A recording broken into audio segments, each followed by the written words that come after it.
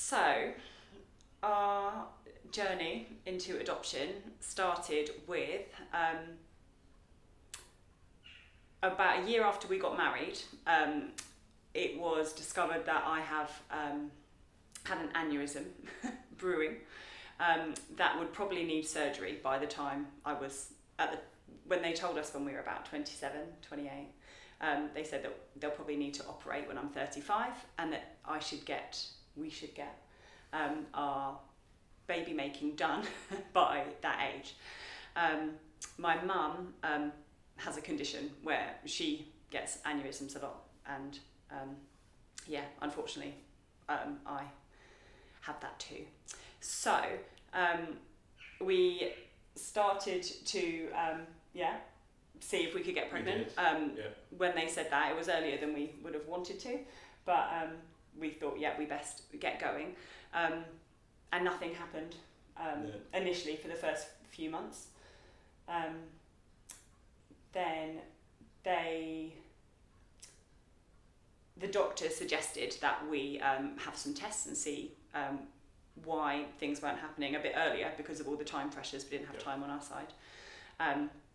And then it was suggested that we do IVF to try and get things moving. And we did 2 rounds of IVF. Yeah. One didn't work, and the second one worked, but we had an early miscarriage. And that was really, really sad. Yeah, that was probably as low as we'd have ever been, isn't it, I guess? Yeah. So we went on holiday. And I read this book called Home for Good, which is fantastic. It's a Christian book. Krish Kandiah is the guy that wrote it, and he started this charity.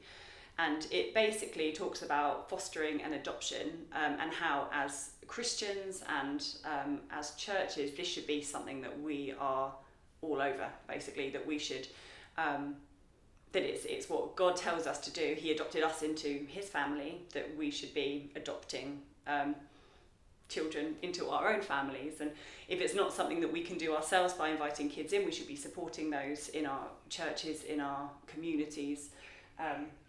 With that, it's just the most fantastic book. I would recommend anybody read it. And on holiday I read this book, and I said to Will, I think we'd only had the miscarriage a couple of weeks. It wasn't long before, was it? No, that's right. And I was like, oh my gosh, Will, we don't need to do any more IVF, we need to adopt.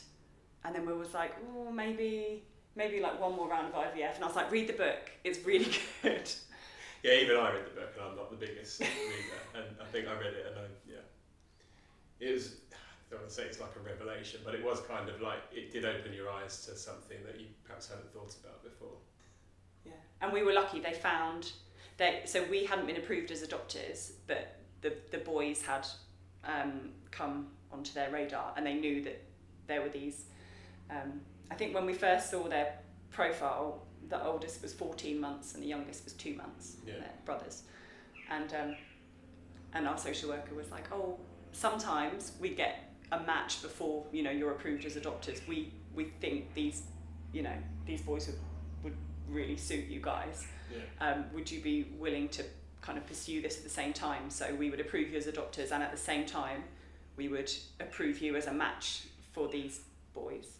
And our friends and family were also on board and excited for us throughout the whole thing, and we had lots of people praying for us, and the church were fantastic. Like when we first got the boys home, we had like meal plans organised, and they threw me like a little baby shower, like even they had lots of support, didn't they? Yeah, it was really lovely. Yeah, I mean, thinking about hope, I suppose there's the other side of it is for the boys. I mean, obviously they're very little, so they don't know what's going on, but the social workers and the other people, they had a hope that they would be placed with a family who could look after them and love them. And there are obviously lots of children like that, unfortunately, who need a home. And I guess, the hope is, they're all children of God as well, and God wants them to have a family and people who can look after them. So I guess there's that side to it as well. Yeah, and they are just bringing them to church, and our eldest one goes to Anchor Boys and Club Sunday, and we do Bible readings at home, and oh, they ask some really big questions. They're only 4 and 5, but they ask some really big questions about God and about heaven and about, you know, Jesus. And but it's so lovely to see them start to have a relationship with God and an understanding about all this stuff. And that's something that